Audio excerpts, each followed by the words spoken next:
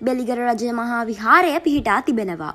කාලිංග මාග පොළොන්නරු රාජධානිය ආක්‍රමණය කළ කාලයේ ශ්‍රී දළදා වහන්සේ පොළොන්නරුවෙන් කොත්මලේ ප්‍රදේශයට රහසේ රැගෙන විත් සතුරන්ගෙන් විය හැකි උපද්‍රවයන්ගෙන් වළකා සුරක්ෂිතව සඟවා තබාගෙන ඇති අතර එසමයේ රජකම් කළ තුන්වන විජයබා රජු විසින් බෙලිගල කන්දේ විහාරයක් කරවා ඒ තුල ශ්‍රී දළදා වහන්සේ හා පාත්‍රා ධාතුන් වහන්සේ තැන්පත් කරන ලද බව ඉතිහාස ග්‍රන්ථවල සඳහන් වෙනවා.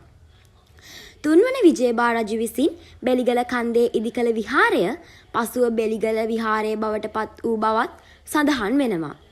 මෙහි පොළොන්නරුවේ සඳකඩ පහණට ඉතා සමාන දර්ශනීය සඳකඩ පහණක් සමග පුරාණ ගොඩනැගිලිවල නටබුන් පොකුණු හා පුරාණ පඩිපෙළි දැකගත හැකියි.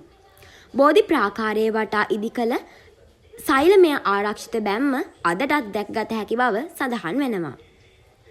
මෙම පූජනීය වන්දනීය ස්ථානයට ළඟා විය හැකි ගමන් ආකාර කිහිපයක් තිබෙනවා. ඔබ පැමිණෙන්නේ කොළඹ නුවර මාර්ගයේ නම් නුවර පාරේ පිහිටා ඇති නෙළුම්දෙණිය නගරයේ පසු කර 56 වන කිලෝමීටර් කණුව අසලින් ඇති බෙලිගස් හන්දියෙන් වමට දිවෙන කාපට් ඇතිරූ පාර තෝරා ගැනීම ඔබට වඩාත් පහසු වනු ඇත. මෙම මාර්ගයේ කිලෝමීටර් 4ක් පමණ ගිය විට මෙම ඓතිහාසික පුදබිම ඔබට දැකගත හැකි වෙනවා.